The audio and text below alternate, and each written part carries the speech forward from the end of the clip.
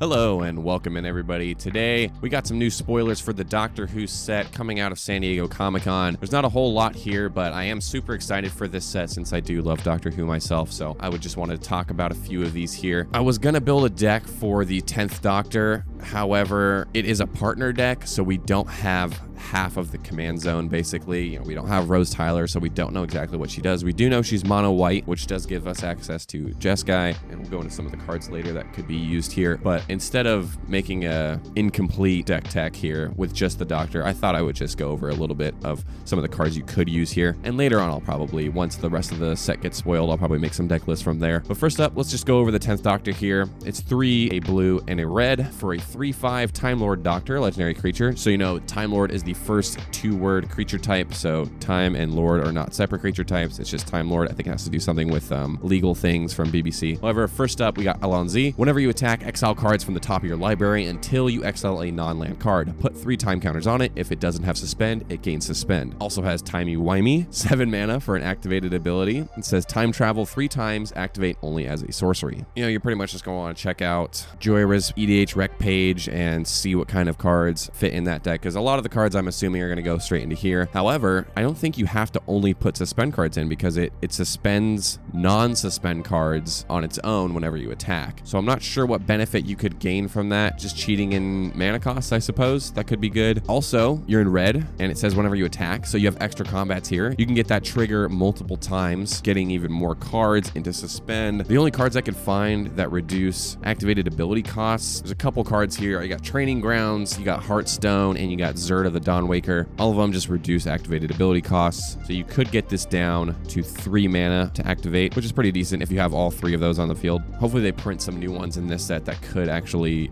work with that ability. Next up here, we got the TARDIS, and the TARDIS frame in this set looks absolutely amazing. I'm super hyped with it, except I'm not in love with the font. That's a little strange. I think it's supposed to resemble the font on the TARDIS, the actual police telephone, free for use of public, that, and I'm not sure why there's a circle over the set symbol, and it's kind of like going into the frame a little bit, if you can see there. I don't really know. It just looks a little messy to me. However, we're gonna go over the TARDIS here. It's a 2 mana artifact vehicle, 2/4 with flying and crew 2. It says whenever TARDIS attacks, if you control a Time Lord, the next spell you cast this turn has Cascade, and you may planeswalk. So obviously this does go in all of your Time Lord decks. Anyone that has a Doctor as your commander, this probably goes in it. Definitely goes in 10th Doctor, we can say that for sure. And Cascade is just really good synergy with Suspend. And then planeswalking is always nice if you are playing that. However, if you're not, you just ignore that, right? Also, this works with Changelings. I'm not sure what kind of synergy you can find there, but having a Changeling does count as a Time Lord, so that will work with the TARDIS. That's pretty nice. Then we got a Sorcery here. It's Exterminate, 2 and a black for a Sorcery. It has Replicate, tap and untap Dalek you control. It says to destroy target creature, its controller loses 3 life. So just like with the TARDIS, this does work not only with the Daleks, but also with Changelings, because your Changelings are Daleks in addition to it. So if you have a Changeling tribal deck in black, this is probably an auto include in there, but it's a great removal spell if you are playing either Daleks or Changelings. Just tap a bunch of your Daleks, destroy a bunch of creatures, and they lose 3 life for each creature destroyed. That's pretty strong. I like that card. Plus the flavor win, obviously. That art is really awesome. Then we got the Parting of the Ways. It's 4 red for a Saga. Chapter 1 says exile the top 5 cards of your library. For each non-land card exiled this way, put a number of time counters on that card equal to its mana value. If it doesn't have Suspend, it gains Suspend. So very similar to the 10th Doctor. It's basically the exact same ability as when you attack, except you exile the top 5 instead of the top 1. So this is pretty nice. However, you could whiff on this. It doesn't wait until you hit a non-land. It just says if you get non-lands, you get to put them into Suspend. And Chapter 2 says time travel, then time travel.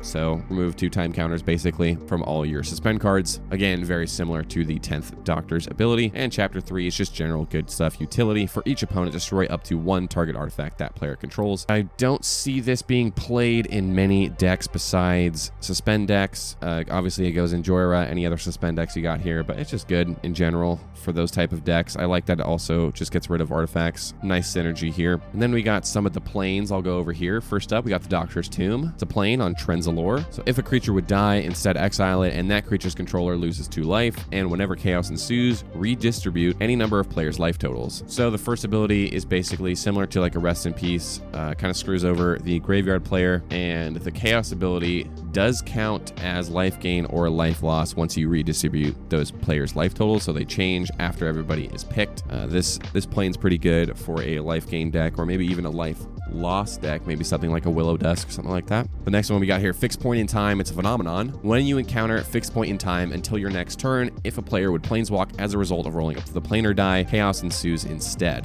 Then planeswalk away from this phenomenon. So this one could be good, could be bad. Sometimes you don't want the chaos ability on some cards, so it just depends what the next plane you hit is. Also, it pretty much turns your dice into a 2 out of 6 chance to hit chaos. So that one's interesting here. And then we got Bad Wolf Bay here. It's a plane on Earth. It says, at the beginning of combat on your turn, exile up to 1 target creature, return it to the battlefield under its owner's control at the beginning of the next end step. And when chaos ensues, cards can't enter the battlefield from exile this turn, then planeswalk. So if you go to combat and then you roll and you hit chaos, I don't think your card comes back. I think it stays in exile because you planeswalk. I'm not 100% sure on that. Somebody could correct me on that, but I think that might be how it works. Next up here, we got Tardis Bay. It's a plane on Gallifrey. It says the first spell you cast during each of your turns with mana value 2 or greater has Cascade. Also, when chaos ensues, gain control of target artifact, then planeswalk. Not too much to say here. I like that the chaos ability lets you keep the artifact forever. You know, you're never giving it back. It just says gain control permanently. That's pretty cool. And then we can go over some of the tokens here, just to really look at the art for the most part. We got Dialect up first. It's a 3/3 artifact creature token with menace. I think it will probably be like Davros or something that are making these tokens. We got this clue token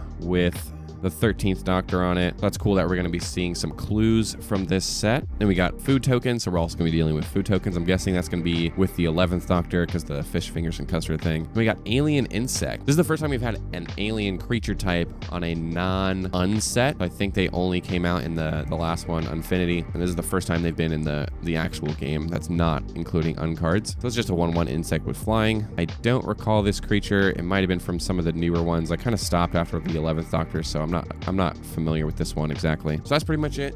That is the reveal that we got today. This set comes out, I believe it was October 13th, so we don't actually have too long to go before this one comes out. Less than 3 months away. I'm really hyped for this. The next time we get spoilers, I'm going to be covering it. I'm going to be doing some deck decks for some of the Doctors here, maybe some of the villains, just going over the set overall. Really stoked for this one, so thanks so much for tuning in, everybody. I'll see you guys next time, all right? Take care.